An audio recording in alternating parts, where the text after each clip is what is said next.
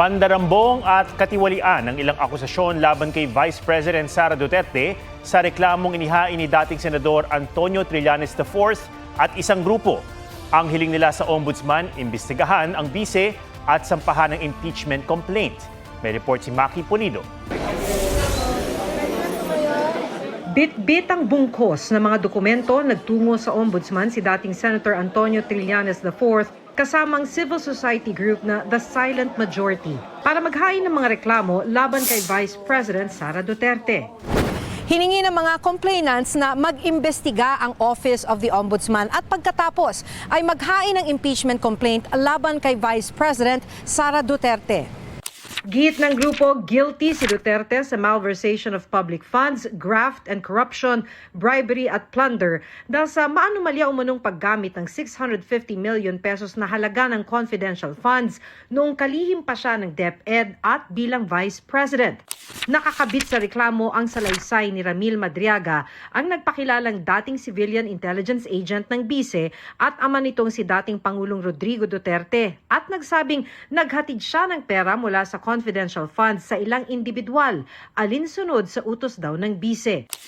Nilustay din umano ni Duterte ang mahigit 2.7 billion pesos na confidential funds noong alkalde pa siya ng Davao City.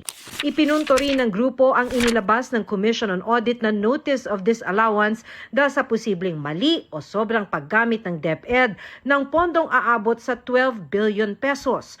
Halos 7 billion pesos din daw ang umano'y unliquidated cash advances o hindi na ipaliwanag na gastos ng ahensya. May higit 15 billion pesos din umanong pondo ang DepEd na hindi nagamit na nakalaan para sa iba't ibang proyekto gaya ng pampatayo o pagkumpuni ng classrooms. Binanggit din ng grupo ang umano'y overpriced na laptop sa DepEd. Guilty rin daw si Duterte ng bribery and culpable violation of the Constitution dahil sa mga hindi maipaliwanag na yaman. May 2.4 billion pesos umanong nakadeposito sa bank account ni Duterte kung saan ka-joint account ang kanyang amang si dating Pangulo Rodrigo Duterte at asawang si Attorney Manasseh Carpio. Ang mga bank deposit na ito at iba pang investments hindi raw idineklara sa SALN ni Duterte. Pagka binuksan yung bank accounts or galing man lang dun sa mga flagged transactions ng AMLAC, ito na hindi na nila maitatanggi. Dati rin daw tumanggap si VP Sara at kanyang mga kaanak ng suhol mula sa ilang kilalang umano'y drug personalities.